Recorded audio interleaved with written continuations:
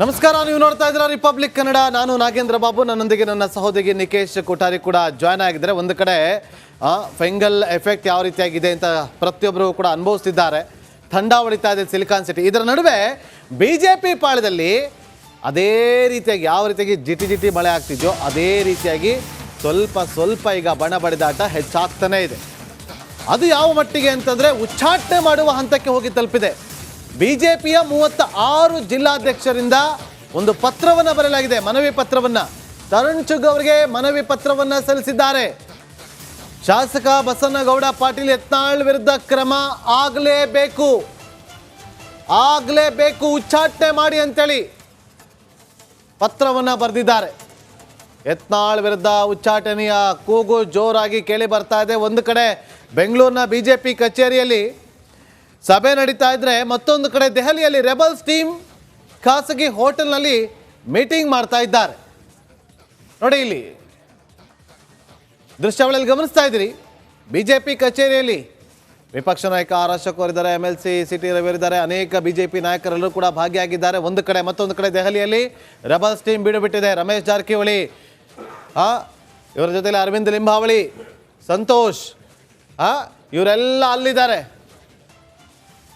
ಯತ್ನಾಳ್ ಅವರ ಜೊತೆಲಿ ಯತ್ನಾಳ್ ಅವರಿಗೆ ನೋಟಿಸ್ ಕೊಟ್ಟಿರೋ ವಿಚಾರವಾಗಿಯೂ ಕೂಡ ಅಲ್ಲಿ ಕೂತು ಹೋಟೆಲ್ನಲ್ಲಿ ಡಿಸ್ಕಸ್ ಮಾಡಿದ್ದಾರೆ. ನಾಳೆ 11 ಗಂಟೆಗೆ ಹೋಗಿ ಶಿಸ್ತು ಸಮಿತಿಯವರ ಅಧ್ಯಕ್ಷರ ಮುಂದೆ ಕುತ್ಕೋಬೇಕು. ಇದರ ನಡುವೆ ಇಲ್ಲಿ 36 ಜನ ಜಿಲ್ಲಾಧ್ಯಕ್ಷರು ಮನವಿಯನ್ನು ಮಾಡಿಕೊಂಡಿದ್ದಾರೆ, ಬಸನಗೌಡ ಪಾಟೀಲ್ ಯತ್ನಾಳ್ ಅವರನ್ನ ಉಚ್ಚಾಟನೆ ಮಾಡಬೇಕು ಅಂತೇಳಿ. ಮತ್ತಷ್ಟು ಮಾಹಿತಿಯನ್ನು ಕೊಡೋದಕ್ಕೆ ನಮ್ಮ ಪೊಲಿಟಿಕಲ್ ರಿಪೋರ್ಟರ್ ಸುರೇಶ್ ಈಗ ಫೋನ್ ಸಂಪರ್ಕದಲ್ಲಿದ್ದಾರೆ. ಸುರೇಶ್, ಉಚ್ಚಾಟನೆ ಮಾಡ್ತಾರಾ ಯತ್ನಾಳ್ ಅವರನ್ನ? ಉಚ್ಚಾಟನೆಗೆ ಆಗ್ರಹಗಳು ಕೇಳಿ ಬಂದಿರೋದಂತೂ ಸತ್ಯ. ಯಾಕೆಂತಂದ್ರೆ ಇವತ್ತಿನ ನಡೆದಂತ 39 ಸಂಘಟನಾತ್ಮಕ ಜಿಲ್ಲೆಗಳ ಪೈಕಿ 36 ಮಂದಿ ಸಂಘಟನಾತ್ಮಕ ಜಿಲ್ಲಾಧ್ಯಕ್ಷಗಳು ಇವತ್ತಿನ ಒಂದು ಸಭೆಗೆ ಆಗಮಿಸಿರತಕ್ಕಂಥದ್ದು. ಈ 36 ಮಂದಿ ಕೂಡ ಜಿಲ್ಲಾಧ್ಯಕ್ಷರೇನಿದ್ರೆ ಇವರೆಲ್ಲರೂ ಕೂಡ ನನ್ನ ಸಹಿ ಹಾಕಿ ಒಂದು ಮನವಿ ಪತ್ರವನ್ನು ಕೊಟ್ಟಿರ್ತಕ್ಕಂಥದ್ದು. ಆ ಮನವಿ ಪತ್ರದಲ್ಲಿ ಪ್ರಮುಖವಾಗಿ 2 ಅಂಶಗಳನ್ನು ಉಲ್ಲೇಖ ಮಾಡಿರ್ತಕ್ಕಂಥದ್ದು. ಒಂದು, ರಾಜ್ಯ BJPಯಲ್ಲಿ ಆಗ್ತಾ ಇರತಕ್ಕಂಥ ಕಿತ್ತಾಟ ಏನಿದೆ ಇದನ್ನ ಸರಿ ಮಾಡಿ, ಜೊತೆಗೆ ಯತ್ನಾಳ್ ವಿರುದ್ಧ ಕಠಿಣ ಕ್ರಮವನ್ನು ತಗೋಬೇಕು ಅಂತಕ್ಕಂಥ, ಶಿಸ್ತು ಕ್ರಮವನ್ನು ತಗೋಬೇಕು ಅಂತಕ್ಕಂಥದ್ದು ಒಂದು ಆಗ್ರಹವನ್ನು ಮಾಡಿರ್ತಕ್ಕಂಥದ್ದು. ಈ ಎರಡೂ ವಿಚಾರಗಳ ಕುರಿತಂತೆ ಮನವಿ ಪತ್ರವನ್ನ ಸ್ವೀಕರಿಸಿರ್ತಕ್ಕಂಥ ತರುಣ್ ಚುಗ್ ಅವರು ಈಗ ಖಂಡಿತವಾಗ್ಲೂ ಕೂಡ ನಾನು ಈ ವಿಚಾರ ಏನಿದೆ ಇದೆಲ್ಲವನ್ನು ಕೂಡ ನಾನು ಹೈಕಮಾಂಡ್ ಗಮನಕ್ಕೆ ತರ್ತೇನೆ. ತಂದು ಬಿಟ್ಟದ ನಂತರ ಹೈಕಮಾಂಡ್ ತಮ್ಮ ಮನವಿ ಪತ್ರವನ್ನ ಪರಿಶೀಲನೆ ಮಾಡುತ್ತೆ, ಅದರಂತೆ ಶಿಸ್ತು ಕ್ರಮವನ್ನ ಕೈಗೊಳ್ಳುವಂತ ಸಾಧ್ಯತೆಗಳಿದೆ ಅಂತಕ್ಕಂಥ ಒಂದು ಭರವಸೆಯನ್ನ ಕೊಟ್ಟಿರ್ತಕ್ಕಂಥದ್ದು. ಇದರ ಜೊತೆಗೆ ಈಗ ನಾವು ಒಂದು ಪ್ರಮುಖ ವಿಚಾರವನ್ನ ಗಮನಿಸೋದಾದ್ರೆ, ಇಲ್ಲಿ ನಾಗೇಂದ್ರ ಬಾಬು 39 ಜಿಲ್ಲೆಗಳ ಪೈಕಿ 36 ಸಂಘಟನಾತ್ಮಕ ಜಿಲ್ಲೆಗಳ ಜಿಲ್ಲಾಧ್ಯಕ್ಷರು ಯತ್ನಾಳ್ ಅವರ ವಿರುದ್ಧ ಇರತಕ್ಕಂಥದ್ದು ಬಹಳ ಸ್ಪಷ್ಟ. ಈಗ ಇಷ್ಟು ಜನ ವಿರುದ್ಧವಾಗಿದ್ದಾರೆ. ಒಂದು ಕಡೆ ದೆಹಲಿಯಲ್ಲಿ ರೆಬಲ್ಸ್ ಟೀಮ್ ಕೂತಿದೆ, ಇಲ್ಲಿ ಬಂದು ತರುಣ್ ಚುಗ್ ಅವರು ಈಗ ಮೀಟಿಂಗ್ ಅನ್ನ ಮಾಡ್ತಿದ್ದಾರೆ ಬೆಳಗ್ಗಿನಿಂದ. ಈಗ ಈ ಅಸಮಾಧಾನವನ್ನ ತಣಿಸುವ ಕೆಲಸ ಆಗುತ್ತಾ, ಅಥವಾ ಉಚ್ಚಾಟನೆ ಮಾಡೋ ಮೂಲಕ ಇವರೆಲ್ಲರನ್ನು ಕೂಡ ಸಮಾಧಾನ ಪಡಿಸ್ತಾರ? ಏನಾಗ್ಬೋದು ಮುಂದೆ? ನಾಗೇಂದ್ರ ಬಾಬು, ಕೇವಲ ಉಚ್ಚಾಟನೆ ಒಂದೇನೆ ಇಲ್ಲಿ ಪರಿಹಾರ ಅಲ್ಲ. ಉಚ್ಚಾಟನೆ ಆಗುವಂತದ್ದಾಗಿದ್ರೆ ಈವರೆಗೂ ಕೂಡ ಹೈಕಮಾಂಡ್ ಕೂಡ ಕಾಯ್ತಾ ಇರಲಿಲ್ಲ. ಆದ್ರೆ ಈಗ ಒಂದು ಹಂತಕ್ಕೆ, ಕ್ಲೈಮ್ಯಾಕ್ಸ್ ಹಂತಕ್ಕೆ ಬಂದಿರತಕ್ಕಂಥದ್ದು. ಈಗಾಗಲೇ 2 ಬಾರಿ, ಒಂದು ಬಾರಿ RSS ನ ಪ್ರಮುಖರ ಜೊತೆ ಕೂಡ ಸಮನ್ವಯ ಸಭೆ ನಡೆಯಿತು.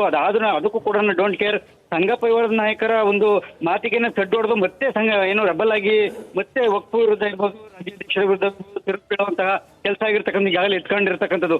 ಅಂತಿಮವಾಗಿ ಈಗ ಹೈಕಮಾಂಡ್ ಅಂಗಳಕ್ಕೆ ಹೋಗಿದೆ. ಆದ್ರೆ ಹೈಕಮಾಂಡ್ ನಾಯಕರು ಯತ್ನಾಳ್ ಉಚ್ಚಾಟನೆ ಮಾಡೇ ಬಿಡ್ತಾರೆ ಅಂತಕ್ಕಂಥದ್ದು ಕೂಡ ಅಷ್ಟು ಸುಲಭವಾದ ಮಾತಲ್ಲ. ಯಾಕೆಂತಂದ್ರೆ ಪ್ರಮುಖವಾಗಿ ಲಿಂಗಾಯತ ಸಮುದಾಯದ ನಾಯಕರು ಕೂಡ ಆಗಿರ್ತಕ್ಕಂಥವ್ರು ಯತ್ನಾಳ್ ಅವರು, ಅವರ ವಿರುದ್ಧ ಕ್ರಮ ತಗೊಂಡಿದ್ದೆ. ಆದ್ರೆ ಖಂಡಿತವಾಗ್ಲೂ ಕೂಡ ಉತ್ತರ ಕರ್ನಾಟಕ ಭಾಗದಲ್ಲಿ ಸಂಘಟನಾತ್ಮಕವಾಗಿ ದೊಡ್ಡ ಮಟ್ಟದ ಪೆಟ್ಟು ಬೀಳುತ್ತೆ ಅಂತಕ್ಕಂಥದ್ದು ಈಗ ಅವ್ರಿಗೆ ಇರುವಂತಹ ಆಂತರಿಕ ಮಾಹಿತಿ. ಸೊ ಇದೆಲ್ಲವನ್ನು ಕೂಡ ಪರಿಗಣಿಸಬೇಕಾಗುತ್ತೆ. ಯಾಕೆಂತಂದ್ರೆ ಈಗಾಗಲೇ ಒಂದು ಬೈ ಎಲೆಕ್ಷನ್ ಅಲ್ಲಿ ಸೋಲಾಗಿರ್ತಕ್ಕಂಥದ್ದು, ಜೊತೆಗೆ ಕಳೆದ ಸಾರ್ವತ್ರಿಕ ವಿಧಾನಸಭೆ ಚುನಾವಣೆಯಲ್ಲಿ ಸೋಲಾಗಿರ್ತಕ್ಕಂಥದ್ದು ಎಲ್ಲವೂ ಏನಿದೆ ಎಲ್ಲವನ್ನೂ ಕೂಡ ಹೈಕಮಾಂಡ್ ಮನಗಂಡಿದೆ. ಜೊತೆಗೆ ಅವರೆಲ್ಲವೂ ಕೂಡ ಮಾಹಿತಿ ಇದೆ.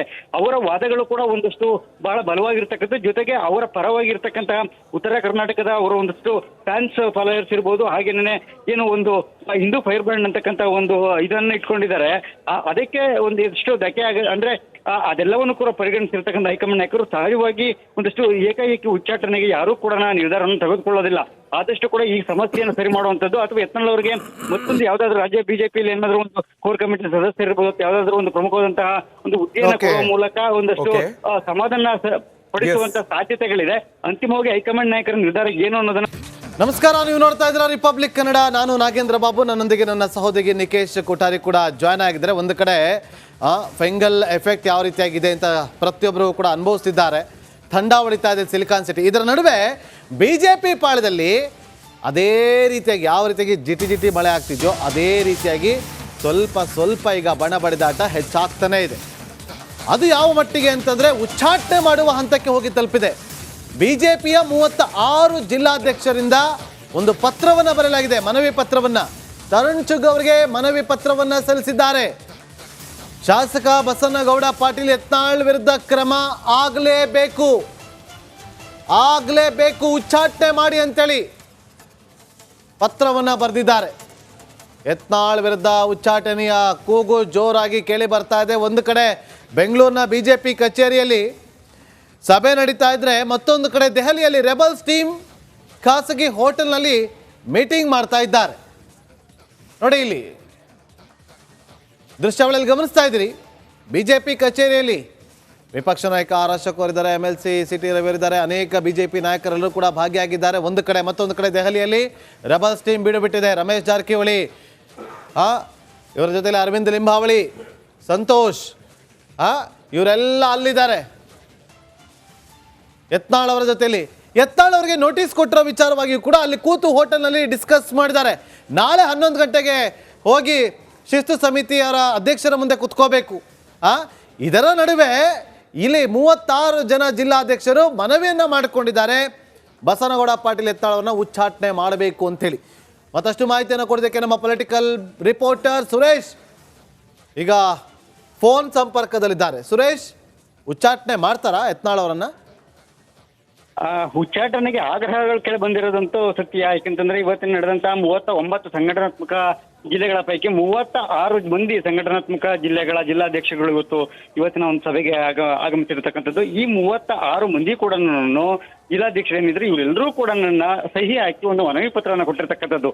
ಆ ಮನವಿ ಪತ್ರದಲ್ಲಿ ಪ್ರಮುಖವಾಗಿ 2 ಅಂಶಗಳನ್ನು ಉಲ್ಲೇಖ ಮಾಡಿರ್ತಕ್ಕಂಥದ್ದು. ಒಂದು, ರಾಜ್ಯ BJPಯಲ್ಲಿ ಆಗ್ತಾ ಇರತಕ್ಕಂಥ ಕಿತ್ತಾಟ ಏನಿದೆ ಇದನ್ನ ಸರಿ ಮಾಡಿ, ಜೊತೆಗೆ ಯತ್ನಾಳ್ ವಿರುದ್ಧ ಕಠಿಣ ಕ್ರಮವನ್ನು ತಗೋಬೇಕು ಅಂತಕ್ಕಂಥ, ಶಿಸ್ತು ಕ್ರಮವನ್ನು ತಗೋಬೇಕು ಅಂತಕ್ಕಂಥದ್ದು ಒಂದು ಆಗ್ರಹವನ್ನು ಮಾಡಿರ್ತಕ್ಕಂಥದ್ದು. ಈ ಎರಡೂ ವಿಚಾರಗಳ ಕುರಿತಂತೆ ಮನವಿ ಪತ್ರವನ್ನ ಸ್ವೀಕರಿಸಿರ್ತಕ್ಕಂಥ ತರುಣ್ ಚುಗ್ ಅವರು ಈಗ ಖಂಡಿತವಾಗ್ಲೂ ಕೂಡ ನಾನು ಈ ವಿಚಾರ ಏನಿದೆ ಇದೆಲ್ಲವನ್ನು ಕೂಡ ನಾನು ಹೈಕಮಾಂಡ್ ಗಮನಕ್ಕೆ ತರ್ತೇನೆ, ತಂದು ಬಿಟ್ಟದ ನಂತರ ಹೈಕಮಾಂಡ್ ತಮ್ಮ ಮನವಿ ಪತ್ರವನ್ನ ಪರಿಶೀಲನೆ ಮಾಡುತ್ತೆ, ಅದರಂತೆ ಶಿಸ್ತು ಕ್ರಮವನ್ನ ಕೈಗೊಳ್ಳುವಂತ ಸಾಧ್ಯತೆಗಳಿದೆ ಅಂತಕ್ಕಂಥ ಒಂದು ಭರವಸೆಯನ್ನ ಕೊಟ್ಟಿರ್ತಕ್ಕಂಥದ್ದು. ಇದರ ಜೊತೆಗೆ ಈಗ ನಾವು ಒಂದು ಪ್ರಮುಖ ವಿಚಾರವನ್ನ ಗಮನಿಸೋದಾದ್ರೆ, ಇಲ್ಲಿ ನಾಗೇಂದ್ರ ಬಾಬು 39 ಜಿಲ್ಲೆಗಳ ಪೈಕಿ 36 ಸಂಘಟನಾತ್ಮಕ ಜಿಲ್ಲೆಗಳ ಜಿಲ್ಲಾಧ್ಯಕ್ಷರು ಯತ್ನಾಳ್ ಅವರ ವಿರುದ್ಧ ಇರತಕ್ಕಂಥದ್ದು ಬಹಳ ಸ್ಪಷ್ಟ. ಈಗ ಇಷ್ಟು ಜನ ವಿರುದ್ಧವಾಗಿದ್ದಾರೆ. ಒಂದು ಕಡೆ ದೆಹಲಿಯಲ್ಲಿ ರೆಬಲ್ಸ್ ಟೀಮ್ ಕೂತಿದೆ, ಇಲ್ಲಿ ಬಂದು ತರುಣ್ ಚುಗ್ ಅವರು ಈಗ ಮೀಟಿಂಗ್ ಅನ್ನ ಮಾಡ್ತಿದ್ದಾರೆ ಬೆಳಗ್ಗಿನಿಂದ. ಈಗ ಈ ಅಸಮಾಧಾನವನ್ನ ತಣಿಸುವ ಕೆಲಸ ಆಗುತ್ತಾ, ಅಥವಾ ಉಚ್ಚಾಟನೆ ಮಾಡೋ ಮೂಲಕ ಇವರೆಲ್ಲರನ್ನು ಕೂಡ ಸಮಾಧಾನ ಪಡಿಸ್ತಾರ? ಏನಾಗ್ಬೋದು ಮುಂದೆ? ನಾಗೇಂದ್ರ ಬಾಬು, ಕೇವಲ ಉಚ್ಚಾಟನೆ ಒಂದೇನೆ ಇಲ್ಲಿ ಪರಿಹಾರ ಅಲ್ಲ. ಉಚ್ಚಾಟನೆ ಆಗುವಂತದ್ದಾಗಿದ್ರೆ ಈವರೆಗೂ ಕೂಡ ಹೈಕಮಾಂಡ್ ಕೂಡ ಕಾಯ್ತಾ ಇರಲಿಲ್ಲ. ಆದ್ರೆ ಈಗ ಒಂದು ಹಂತಕ್ಕೆ, ಕ್ಲೈಮ್ಯಾಕ್ಸ್ ಹಂತಕ್ಕೆ ಮುಂದಿರ್ತಕ್ಕಂಥದ್ದು. ಈಗಾಗಲೇ 2 ಬಾರಿ, ಒಂದು ಬಾರಿ RSS ನ ಪ್ರಮುಖರ ಜೊತೆ ಕೂಡ ಸಮನ್ವಯ ಸಭೆ ನಡೆಯಿತು. ಅದಾದ್ರೂ ಅದಕ್ಕೂ ಕೂಡ ಡೋಂಟ್ ಕೇರ್ ಸಂಘ ಪರಿವಾರದ ನಾಯಕರ ಒಂದು ಮಾತಿಗೆನೆ ಸಡ್ಡು ಹೊಡೆದು ಮತ್ತೆ ರೆಬಲ್ ಆಗಿ ಮತ್ತೆ ವಕ್ಫ್ ವಿರುದ್ಧ ಇರ್ಬೋದು, ರಾಜ್ಯಾಧ್ಯಕ್ಷರ ವಿರುದ್ಧ ತಿರುಗಿಡುವಂತಹ ಕೆಲಸ ಆಗಿರ್ತಕ್ಕಂಥ ಈಗಾಗಲೇ ಎತ್ಕೊಂಡಿರ್ತಕ್ಕಂಥದ್ದು. ಅಂತಿಮವಾಗಿ ಈಗ ಹೈಕಮಾಂಡ್ ಅಂಗಳಕ್ಕೆ ಹೋಗಿದೆ. ಆದ್ರೆ ಹೈಕಮಾಂಡ್ ನಾಯಕರು ಯತ್ನಾಳ್ ಉಚ್ಚಾಟನೆ ಮಾಡೇ ಬಿಡ್ತಾರೆ ಅಂತಕ್ಕಂಥದ್ದು ಕೂಡ ಅಷ್ಟು ಸುಲಭವಾದ ಮಾತಲ್ಲ. ಯಾಕೆಂತಂದ್ರೆ ಪ್ರಮುಖವಾಗಿ ಲಿಂಗಾಯತ ಸಮುದಾಯದ ನಾಯಕರು ಕೂಡ ಆಗಿರ್ತಕ್ಕಂಥವ್ರು ಯತ್ನಾಳ್ ಅವರು, ಅವರ ವಿರುದ್ಧ ಕ್ರಮ ತಗೊಂಡಿದ್ದೆ. ಆದ್ರೆ ಖಂಡಿತವಾಗ್ಲೂ ಕೂಡ ಉತ್ತರ ಕರ್ನಾಟಕ ಭಾಗದಲ್ಲಿ ಸಂಘಟನಾತ್ಮಕವಾಗಿ ದೊಡ್ಡ ಮಟ್ಟದ ಪೆಟ್ಟು ಬೀಳುತ್ತೆ ಅಂತಕ್ಕಂಥದ್ದು ಈಗ ಅವ್ರಿಗೆ ಇರುವಂತಹ ಆಂತರಿಕ ಮಾಹಿತಿ. ಸೊ ಇದೆಲ್ಲವನ್ನು ಕೂಡ ಪರಿಗಣಿಸಬೇಕಾಗುತ್ತೆ. ಯಾಕೆಂತಂದ್ರೆ ಈಗಾಗಲೇ ಒಂದು ಬೈ ಎಲೆಕ್ಷನ್ ಅಲ್ಲಿ ಸೋಲಾಗಿರ್ತಕ್ಕಂಥದ್ದು, ಜೊತೆಗೆ ಕಳೆದ ಸಾರ್ವತ್ರಿಕ ವಿಧಾನಸಭೆ ಚುನಾವಣೆಯಲ್ಲಿ ಸೋಲಾಗಿರ್ತಕ್ಕಂಥದ್ದು ಎಲ್ಲವೂ ಏನಿದೆ ಎಲ್ಲವನ್ನು ಕೂಡ ಹೈಕಮಾಂಡ್ ಮನಗಂಡಿದೆ. ಜೊತೆಗೆ ಅವರೆಲ್ಲವೂ ಕೂಡ ಮಾಹಿತಿ ಇದೆ. ಅವರ ವಾದಗಳು ಕೂಡ ಒಂದಷ್ಟು ಬಹಳ ಬಲವಾಗಿರ್ತಕ್ಕಂಥದ್ದು. ಜೊತೆಗೆ ಅವರ ಪರವಾಗಿರ್ತಕ್ಕಂತಹ ಉತ್ತರ ಕರ್ನಾಟಕದ ಅವರ ಒಂದಷ್ಟು ಫ್ಯಾನ್ಸ್ ಫಾಲೋಯರ್ಸ್ ಇರ್ಬೋದು, ಹಾಗೇನೆ ಏನು ಒಂದು ಹಿಂದೂ ಫೈರ್ ಬ್ರ್ಯಾಂಡ್ ಅಂತಕ್ಕಂಥ ಒಂದು ಇದನ್ನ ಇಟ್ಕೊಂಡಿದ್ದಾರೆ. ಅದಕ್ಕೆ ಒಂದು ಎಷ್ಟು ಧಕ್ಕೆ ಅಂದ್ರೆ ಅದೆಲ್ಲವನ್ನು ಕೂಡ ಪರಿಗಣಿಸಿರ್ತಕ್ಕಂಥ ಹೈಕಮಾಂಡ್ ನಾಯಕರು ಸಹಜವಾಗಿ ಒಂದಷ್ಟು ಏಕಾಏಕಿ ಉಚ್ಚಾಟನೆಗೆ ಯಾರೂ ಕೂಡ ನಿರ್ಧಾರವನ್ನು ತೆಗೆದುಕೊಳ್ಳೋದಿಲ್ಲ. ಆದಷ್ಟು ಕೂಡ ಈ ಸಮಸ್ಯೆಯನ್ನು ಸರಿ ಮಾಡುವಂತದ್ದು, ಅಥವಾ ಯತ್ನಾಳ್ ಅವರಿಗೆ ಮತ್ತೊಂದು ಯಾವ್ದಾದ್ರು ರಾಜ್ಯ BJPಯಲ್ಲಿ ಏನಾದ್ರು ಒಂದು ಕೋರ್ ಕಮಿಟಿ ಸದಸ್ಯರಿರ್ಬೋದು, ಯಾವ್ದಾದ್ರು ಒಂದು ಪ್ರಮುಖವಾದಂತಹ ಒಂದು ಹುದ್ದೆಯನ್ನು ಕೊಡುವ ಮೂಲಕ ಒಂದಷ್ಟು ಸಮಾಧಾನ ಪಡಿಸುವಂತ ಸಾಧ್ಯತೆಗಳಿದೆ. ಅಂತಿಮವಾಗಿ ಹೈಕಮಾಂಡ್ ನಾಯಕರ ನಿರ್ಧಾರ ಏನು ಅನ್ನೋದನ್ನ